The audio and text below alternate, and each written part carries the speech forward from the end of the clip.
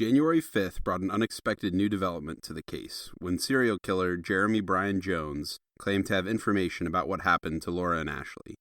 The full extent of his crimes was still being investigated, but he was wanted in connection with murders across Louisiana, Georgia, Alabama, and Oklahoma. Although Jones had claimed he didn't know anything about the crimes in a previous interview, he has since changed his story and apparently had information that was not known to the public. Detectives started a series of interviews with him to discuss the crime, during which they supplied him with candy and cigarettes, hoping that being friendly would get them some promising information. On January 14th, the Alabama Press-Register ran a piece discussing whether or not Jones could actually be involved. He had been arrested on December 30th, 1999, just 18 miles away from the Freeman family home. Apparently, in the early hours, while the Freeman family home was still burning down, local deputy Joe Corley spotted Jones running from someone along a highway not too far from Welch. Jones actually came up to the deputy for help and explained that a man known as the Cowboy was chasing him. Apparently, the Cowboy had recently had his meth lab raided and thought Jones had been the one to tell authorities about it, so he was trying to kill him. The deputy brought Jones in because he was clearly intoxicated, admitted to using meth, and had a used syringe in his pocket. Hi, I'm your host, Zach Williams. Welcome to Compulsion.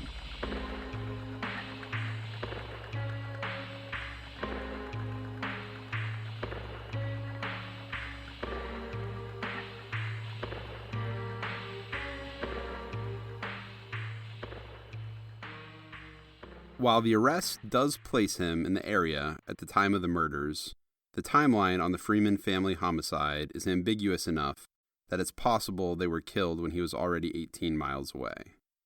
As intended, the fire in the Freeman home did destroy a good amount of evidence and made it harder to determine the time of death, a technique that Jones had used previously when he murdered Lisa Nichols and burned down her home. Jones told authorities that he could help narrow down the search for the girls' bodies to a 4-mile area in Kansas that was pocketed with old mines. On January 16th, Stacy Brown came forward and told authorities that Jones had been with her for nearly 12 hours, right up until his arrest in 1999, so he couldn't have been the one to murder the Freemans. She said that she and Jones were attempting to have a relationship at the time, so he would spend the night regularly.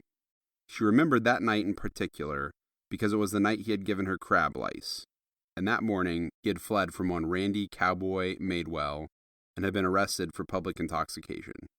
She also cleared things up, saying that Jones had gone to Madewell to purchase some meth and found Madewell in the process of cooking. For some reason, Madewell became paranoid and chased Jones down.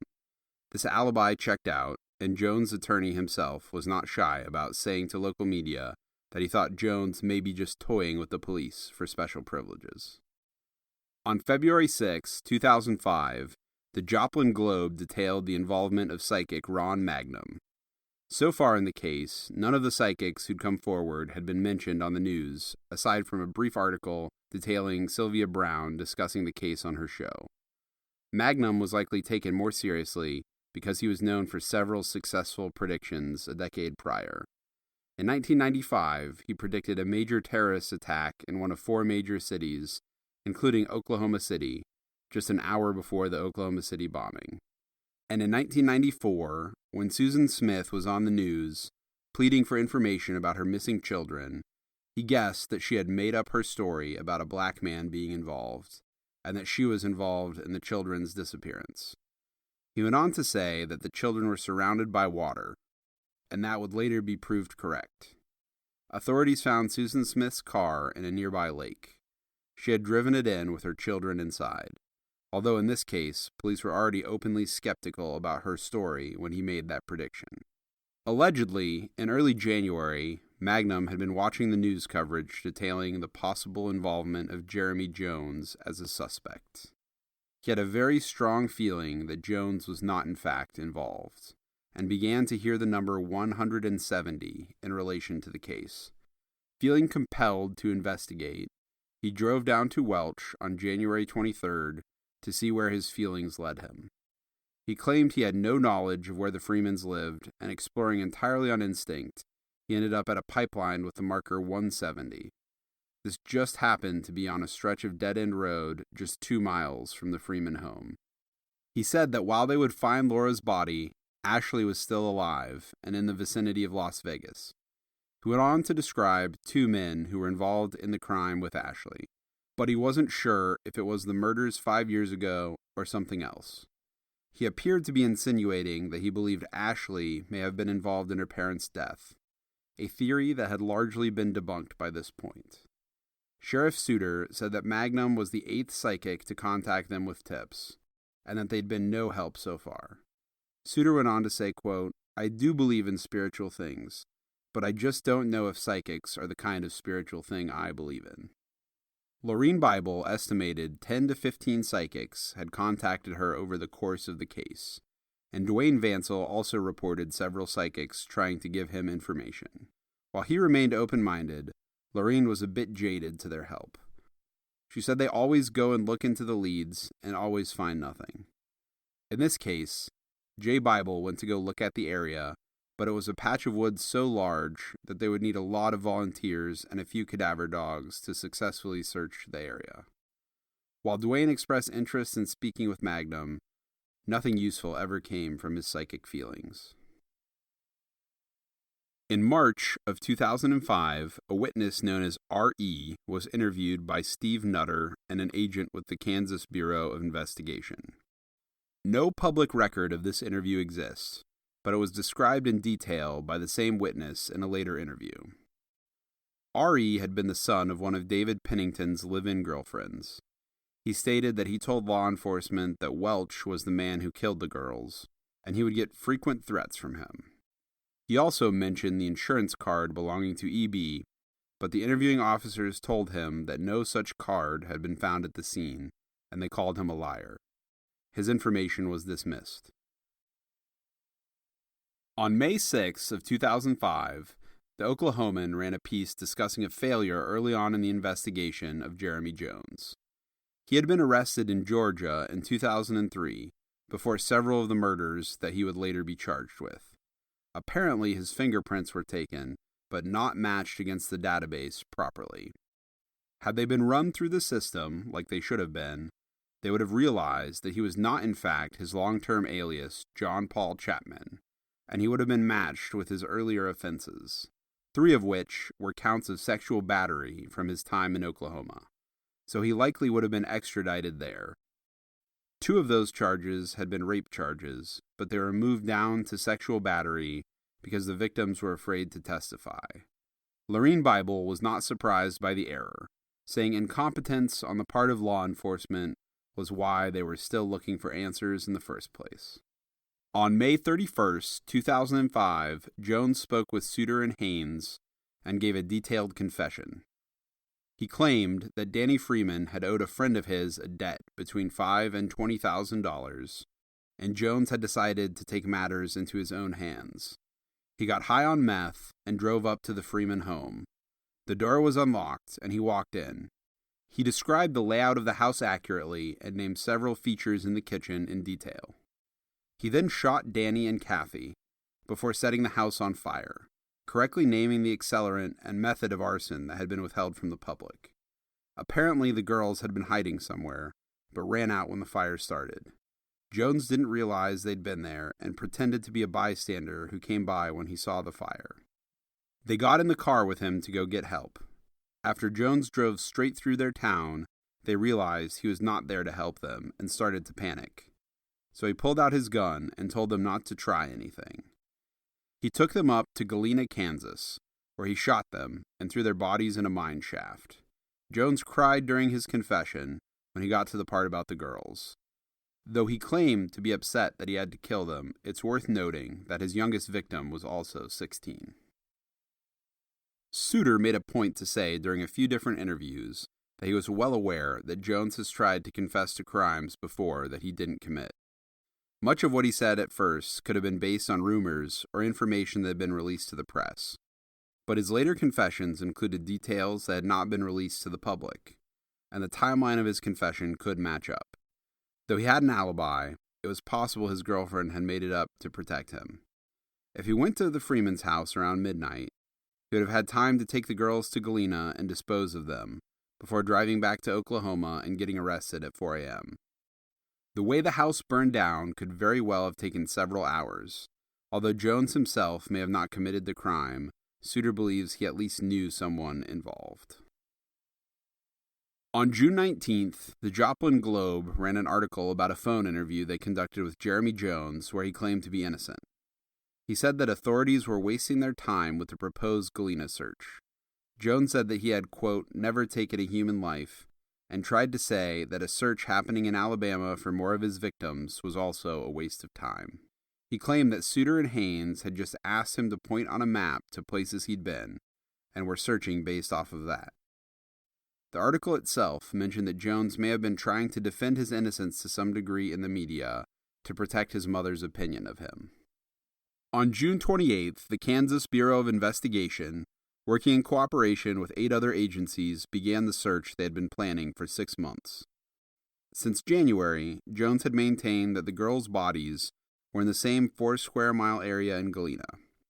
Much like the previously searched picture, Galena was an old mining town with a bleak, pockmarked landscape often compared to the surface of the moon.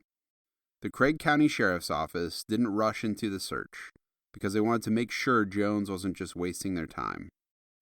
Oklahoma and Kansas authorities needed to coordinate and determine what kind of search would even be safe or possible, since some of the mines were in danger of collapsing, or they were full of garbage. Search agencies from all across the country had reached out to help. The first day of the search, cameras were sent down into the flooded mine shafts, as it was too treacherous to send divers in. Lorene was hopeful that the search might finally bring her answers, saying that if her daughter was alive, she would have contacted her by now, but hopefully finding her body might bring her some closure. The next day, cadaver dogs combed the area in the morning, taking a break to get out of the sun during midday, and picking up the search again in the afternoon. They didn't find anything. After day 3, the search was called off. The 4 mine shafts in the area had been searched as thoroughly as possible without endangering anyone, and nothing was found by the dogs or volunteers combing through the area. Despite this, Suter remained optimistic that Jones may still have been able to help find the bodies. If Jones was telling the truth, or was even partially involved, his meth use could make his memory unreliable, and there are so many areas in Oklahoma and the surrounding states that look just like Galena. In November, Jeremy Jones continued his rambling confessions. He was suspected of being involved in 24 murders, and family members of his supposed victims wanted to see the confessions. Suter talked to Jones about the Freeman Bible case for 17 hours and recorded it all. Lorene Bible and Dwayne Vansell wanted to see this tape. Although Dwayne was skeptical, he still thought Jones might know something. Vansell had offered to talk to Jones himself, as he was very open to the idea that Jones was at least involved in disposing of the bodies. Although this did conflict with a lead he had been following previously. Vansell had heard eyewitness accounts that the girls had been held in a house in Oklahoma that night, and this would conflict with Jones's story. In addition to that, a man in Oklahoma had been telling locals that he'd been involved, and a private investigator working for Vansell had even gotten this man to take a polygraph test. Vansell had turned this information over to the OSBI, and nothing came of it, so he was open-minded to any and all other leads that might lead to answers. December of that year brought yet another anniversary, along with friction between the Alabama and Oklahoma law enforcement agencies about Jeremy Jones. His confessions to the Freeman Bible murders were tenuous at best, and bringing him to Oklahoma to look for the bodies would pose a serious flight risk.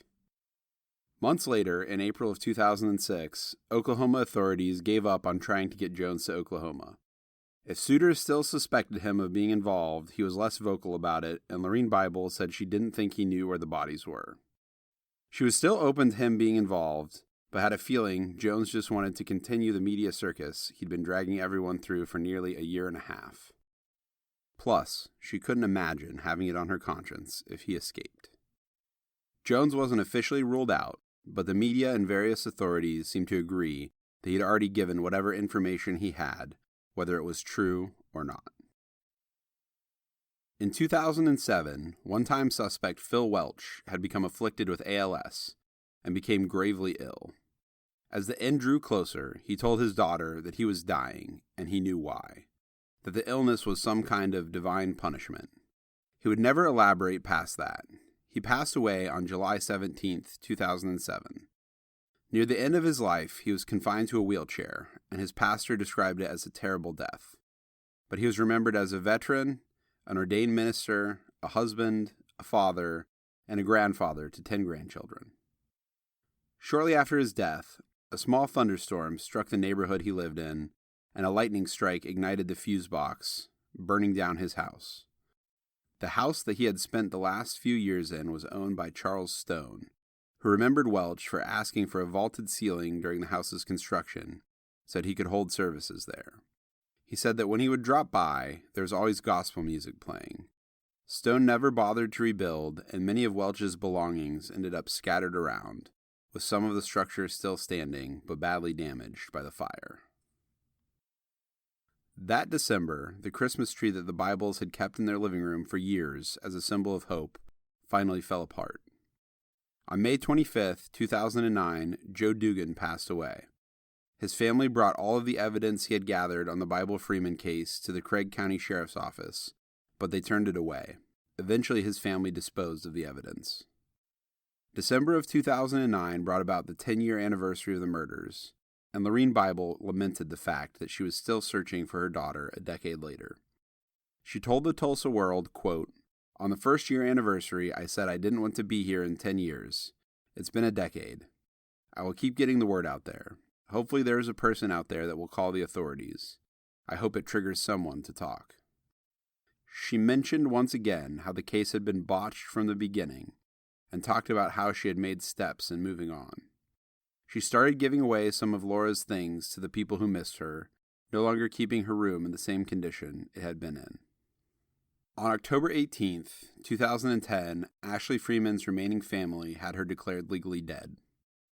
In September of 2011, District Attorney Investigator Gary Stansel began looking into the case.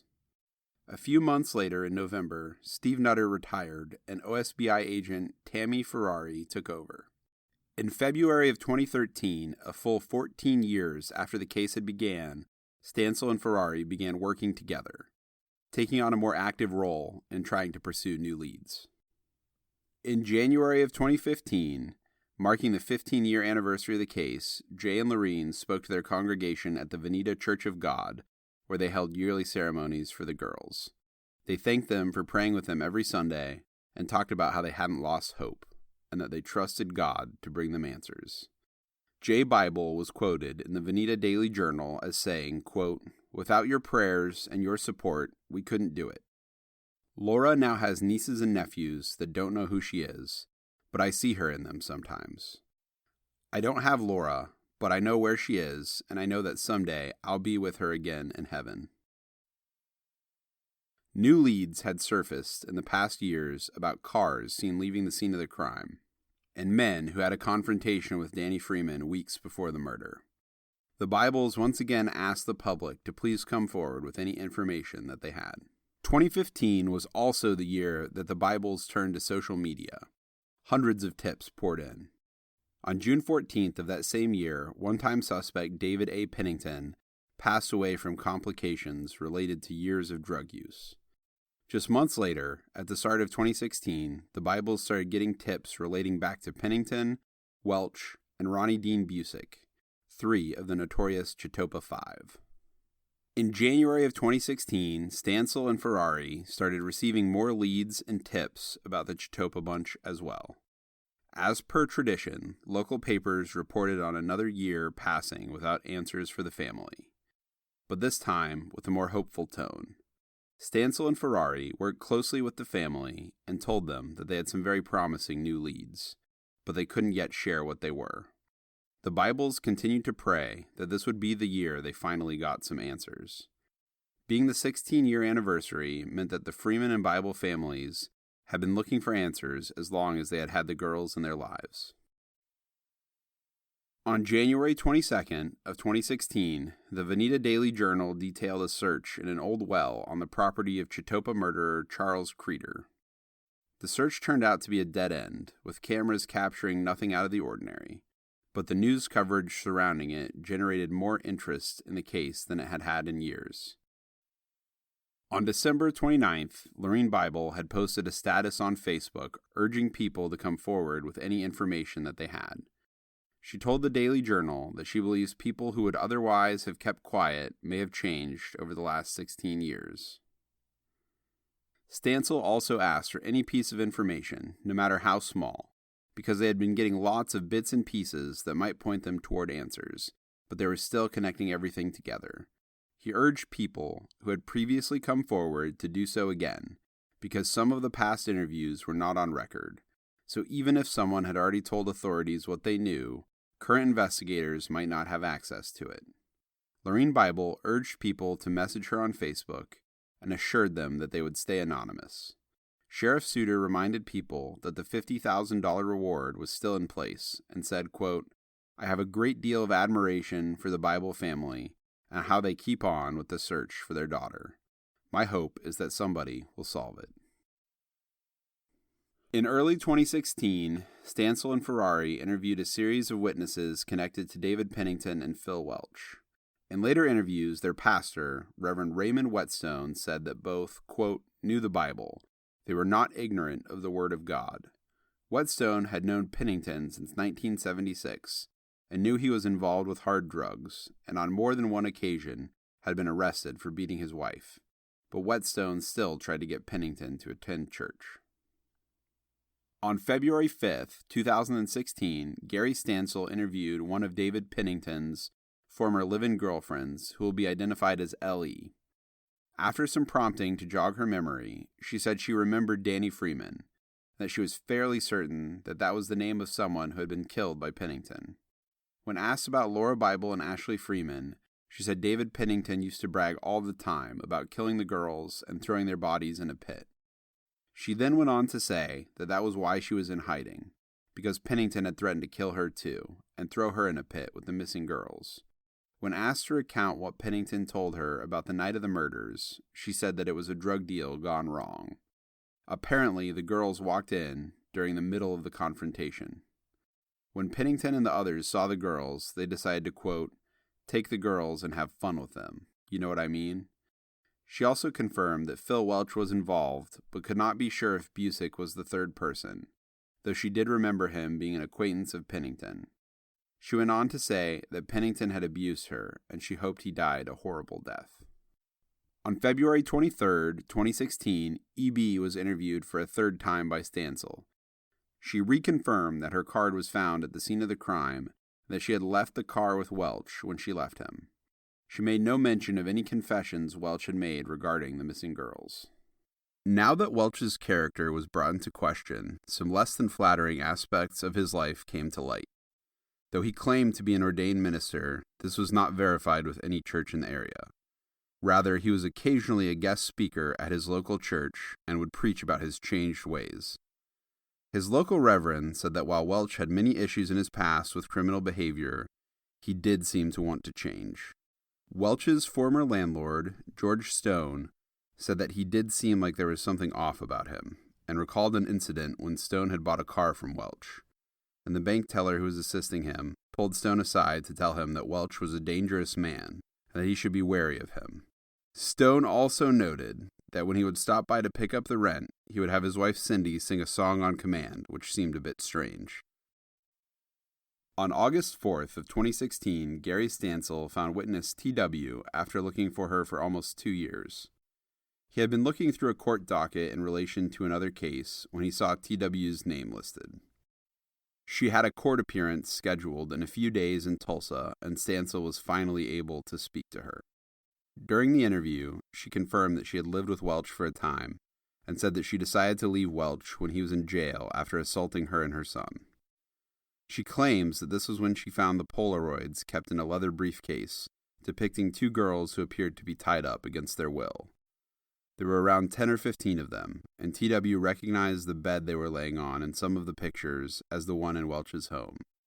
She also said that in some of the pictures he was on the bed with them. T.W. then put the briefcase in the trunk of one of the cars on Welch's property and left with her son to stay with a childhood friend of hers, identified as C.M., who had been interviewed on June 21st and detailed their time spent together. TW showed CM a disturbing picture of two girls tied up on a bed that CM recognized as Welch's. CM didn't look at the picture very long as it made her feel ill, but noted that the girls looked, quote, emaciated. When Welch got out of jail, he paid a visit to CM's house after learning TW was staying with her. CM knew David Pennington, Welch, and Busick. Welch asked her what she did with his briefcase, but she denied knowing what he was talking about. He went on to threaten her and told her that if she'd seen what was on the pictures, she should keep it to herself.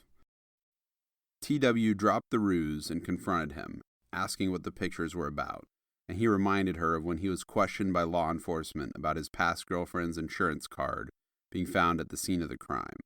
As TW recalled the missing girls, Welch confirmed that was what the pictures were about.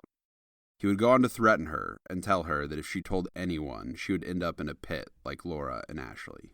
CM would also be threatened by Welch, and it's unclear whether Welch knew she had seen the Polaroid or he just assumed TW had told her. It's also possible she was close with David Pennington, as an affidavit reports her having learned about Pennington's involvement separately, and she would go on to say that despite knowing Pennington and Busick burned down the house, they were simply in the wrong place at the wrong time. CM estimated that she received around 100 threatening phone calls from Welch, telling her he would kill her and her children and throw them in the same pit as the girls. The car that TW allegedly disposed of the Polaroids in may have been the very same car that Tom Pryor tried to turn into OSBI at the start of the investigation, but it's unclear since Welch had several rundown cars on his property. Also, the timeline of TW's testimony in relation to her 2001 interview is a bit unclear, but it looks like she would have spoken with him sometime after the move-in with CM. At this point, she would have had the Polaroid she kept as leverage, but no mention was made of either this photo or the briefcase she had hidden in the trunk of the car. There are also a few interviews that are alluded to in the affidavit, but there is no official record of them.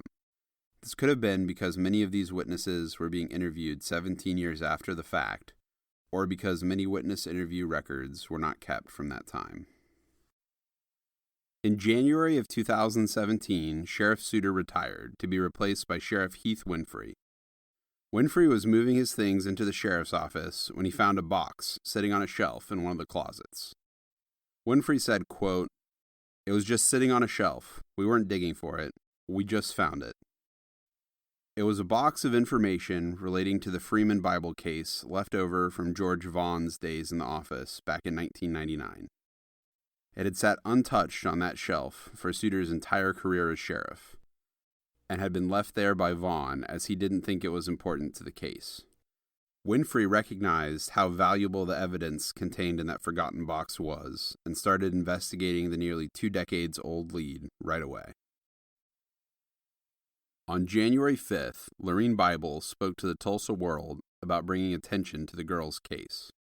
Bible, Stanley, and Ferrari talked about how media attention always draws new tips that can help a cold case from hitting a dead end.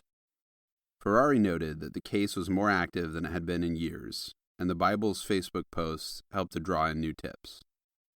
She'd recently made one about the anniversary of the girls' disappearance, which had drawn a bit of media attention. Bible also reflected on how winter, especially Christmas, brought up all the questions she had about her daughter, saying, quote, "Was she cold? Was she hungry? Did she have enough clothes?" Then you get to the part you know. What would they have done with her? On February 11th, Sheriff Winfrey called Stanley, and just a few days later, Stanley and Ferrari reviewed the evidence, finding not only that Busick, Welch, and Pennington were suspects in 1999, but also the contact information of people who had spoken out against them. On April 20th, 2017, Stanley and Ferrari interviewed a man identified as RH, who recounted a run-in with Busick. The exact timeline is unclear, but it was likely within the first year or so after the murder. RH knew Busick, and that he was not in a good place. He saw Busick walking along the road, looking extremely thin, and decided to take him to the grocery store and get him something to eat. After this gesture, Busick started telling RH about how he had been present the night the Freemans were killed. He told RH about how Welch pulled the trigger, but he and Pennington stayed behind to burn down the house after Welch took the girls away in EB's car. He told RH about how the girls had been held captive in a home in Pitcher, where they were raped and tortured before being killed and dumped in an old mine shaft. RH ended up telling Dugan and the unnamed PI this information. RH would later learn about the Polaroids from CM and TW, who came to him for help because Welch was threatening them and their children. They told him that some of the Polaroids depicted the girls duct taped to chairs, and though he never saw the Polaroids, this matched what Busick had told him. He introduced CM to Dugan and the other PI. RH would sometimes be over at CM's house and heard some of the threatening and incriminating calls that Welch would harass her with. At one point, Joe Dugan and another individual who was not named tried to get CM to wear a wire and collect incriminating evidence from Welch, but she was too afraid. RH went to law enforcement, and CM, TW, and another witness, JV, were put into protective custody in a motel. Welch began threatening RH when he learned that he was helping them. Whatever follow-up law enforcement had at this time is unclear, but none of the witnesses or their children ended up being harmed by Welch.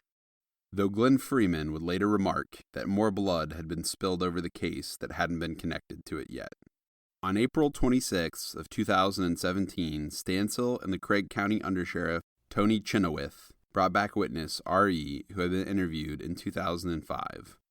R.E. said that he didn't think he would gain anything by telling law enforcement his account, as he had been accused of being a liar when he had tried to bring forth information years ago, but he went on to tell a detailed account of what he knew of the murders. He told them about how his mother had been dating David Pennington at the time of the murders, but that he had no prior knowledge the crime was going to happen. He found out about it partly because his girlfriend at the time had been invited to Ashley's birthday party, but had not been able to make it. Pennington and Welch would later tell Ari in detail about the crime, and try to get him to look at photos of the girls. He only looked at them one time, but recognized Laura and Ashley. He mentioned that a JR and JV had also seen the pictures. R.E. was young at the time of the murders, but recalled how Welch would come over to where he and his mother were staying with Pennington, and the two would cook meth together. Sometimes while cooking meth, Welch would sing Bible hymns. R.E. also recalled times where in the middle of the night, Welch would call him and tell him not to say a word about the murders, or he would kill him. Pennington and Welch would often reminisce about the murders, laughing about how no one would be able to find the bodies. At one point, they were worried about the insurance card, but didn't appear to know that the police had dismissed it. R.E. recalled his mother sometimes being beaten because of the murders, perhaps as a reminder not to tell. R.E. was told that both his mother and T.W. had come forward and mentioned the Polaroids, and he said he was happy that the truth was finally coming out. After R.E.'s mention of J.R., Stansill and Ferrari interviewed him. He used to live with CM and described an occasion where he walked in on the three suspects, as well as JV looking at the Polaroids. JR said they quickly put them away, but he clearly saw two girls duct taped to chairs. Over the years, he would learn that it was the missing girls, and hear the three men brag about how, quote, they really got them, didn't they? When JV was briefly interviewed, they denied ever seeing the Polaroids, but enough witnesses described them in detail that authorities felt confident that they did exist. JV was one of the only witnesses who likely saw the Polaroids who did not bring the information to law enforcement soon after they learned of the crimes. On May 5th of 2017, witness AS described an incident around 2011 where she went over to David Pennington's house to have some beers. At one point, she came back from the bathroom and overheard the men describing the murders. They were drunk and openly discussing them, unaware that she was listening. A.S. hadn't known the Freemans, but her son used to ride the bus with one of the missing girls.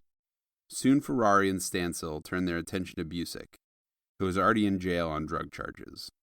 He had an extensive criminal record dating back to 1986, with several drug charges in different counties in Kansas, occasionally serving time for them.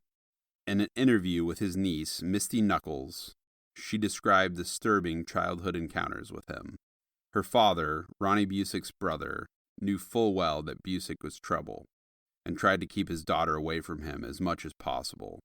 But in the few encounters she had with him, she mentioned Busick making crude sexual remarks to her from a very young age. She said one time she walked in on Busick and a girlfriend having sex, and Busick tried to get her to join them. She also mentioned that Busick had a belt buckle described as sexually explicit that he wore everywhere, even to his own mother's funeral.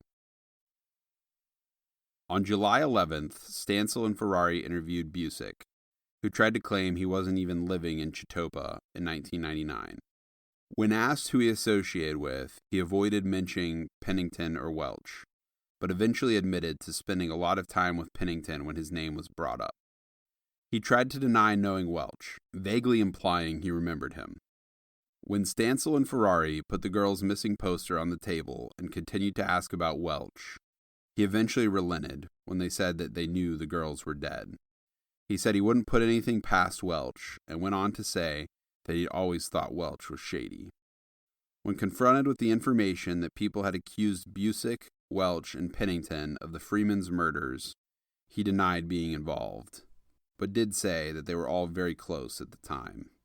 He tried to say Pennington had not been involved either, but when Ferrari and Stansill mentioned the Polaroids, Busick let slip that he didn't like being around Welch when the girls were tied up, and that he had a nasty temper.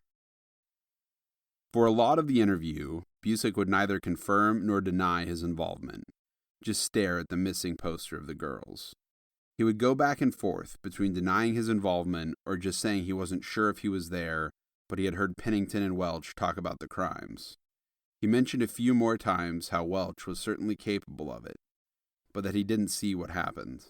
Sometimes, when he would allude to being involved, he would say that he didn't know where the girls were, and that he would help them find the bodies if he could. They tried to appeal to his conscience, saying that he was just like Welch, which he adamantly denied. They brought up the many times he had told people about the crimes, saying he didn't need to take the secret to his grave.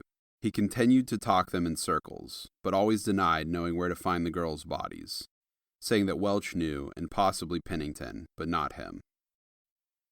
On July 31st, 2017, Stansill interviewed James Pennington, David's brother.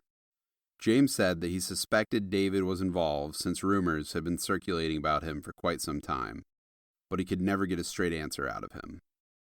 Stansill and Ferrari spoke to a witness known as W.H., who had a warrant out for his arrest. Over a series of phone calls in July, he told them that Pennington had told him all about the murders. And in January of 2018, when W.H. was arrested, he spoke to Ferrari and Stansill again, telling them more details. That the three referred to Laura and Ashley as, quote, them two little bitches, and that they were killed while trying to escape. Stansill and Ferrari reached out to Tom Pryor on August 18th, 2017. They hadn't known anything about Pryor or Dugan's involvement until recently, as none of their attempts to help with the investigation had been documented. He told them that Dugan had most of the evidence, but he had kept the insurance card. He turned it over to them and told them much of what they already knew. He also mentioned interviewing E.B. in 2000, just a few weeks after the murders. But she was afraid to say anything about Welch, feeling that her life would be in danger if she did. Busick was interviewed again on August 29th and tried to say he had no involvement and that he just suspected Pennington of being involved because he was acting suspicious of the murders. He claimed the witnesses that said he'd confessed to them were lying, but he couldn't think of a reason why they would do that. When asked what he would believe if he was in the shoes of the officiants, he said, quote, I would believe what everyone said about me.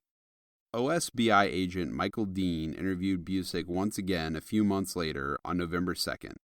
Though the interview lasted several hours, the only useful information about the girls' whereabouts was that they may be in a mine shaft in Pitcher.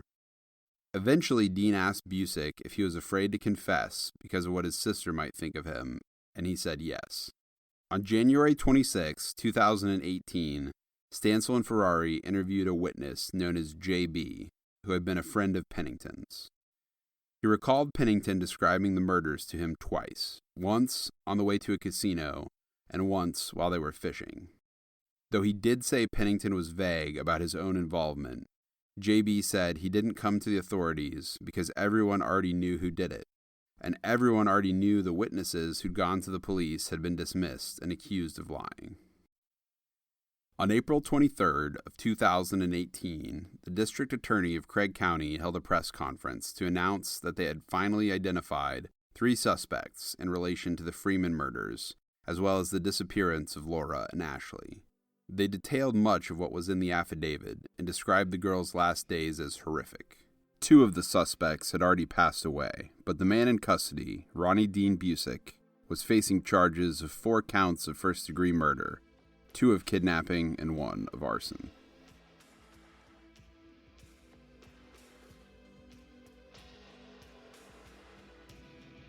Music is provided by Hexsystem.